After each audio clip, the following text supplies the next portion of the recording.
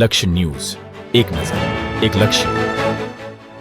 દેવભૂમિ દ્વારકા જિલ્લામાં ભારતીય મજદૂર સંઘ દ્વારા કલેક્ટરશ્રીને આવેદનપત્ર પાઠવવામાં આવ્યું.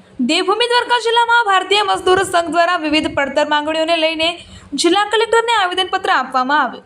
આંગણવાડી, આશા વર્કર, મધ્યાહન ભોજન સહિતના કર્મચારીઓ મોટી સંખ્યામાં જોડાયા હતા અને પોતાની વિવિધ માંગણીઓને લઈને સરકાર સમક્ષ રજૂઆત કરી હતી. કર્મચારીઓનું કહેવું છે કે લાંબા સમયથી તેમની કેટલીક માંગણીઓ પડતર છે, છતાં હજુ સુધી તેનો યોગ્ય ઉકેલ આવ્યો નથી, જેના પગલે આજે ભારતીય મજદૂર સંઘના નેજા હેઠળ કર્મચારીઓ દ્વારા કલેક્ટર કચેરી ખાતે પહોંચીને આવેદનપત્ર આપવામાં આવ્યું હતું.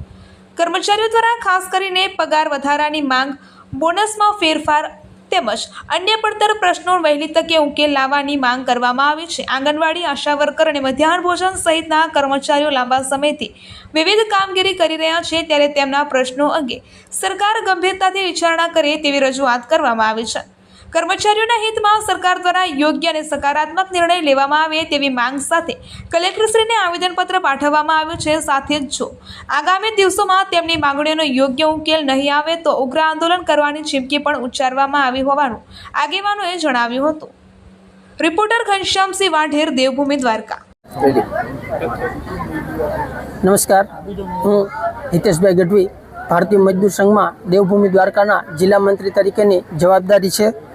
હાલ અમે અમારી રાષ્ટ્રીય કાર્યકારિણી તરફથી અમને જે સૂચના મળેલી છે તે પ્રમાણે આખા ભારત દેશમાં હાલ અમે 3 થી 5નો અમારો આ ધરણા તથા આવેદનપત્રનો કાર્યક્રમ અમને પ્રદેશની ટીમમાંથી મળવા પામેલ છે, જે સબબ અમે અહીં એકત્રિત થયેલા છીએ.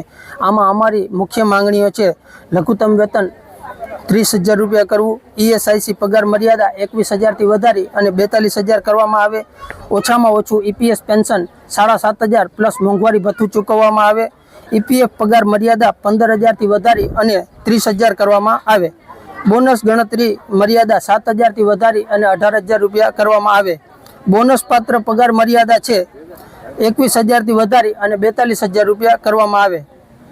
ત્યારબાદ આંગણવાડી, મધ્યાહન ભોજન અને આશા વર્કરને જે માનદ વેતન મળવા પામે છે તેમાં વધારો કરવો અને તેમને કાયમી કર્મચારી ગણવા.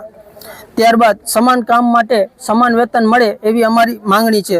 શ્રમ સંહિતામાં જે શ્રમ વિરોધી કાયદાઓ છે એ દૂર થવા જોઈએ. ગ્રેચ્યુઇટીની મર્યાદા છે 20 લાખની, એ 20 લાખથી વધી અને 40 લાખ રૂપિયા કરવામાં આવે એવી અમારી માંગણી છે.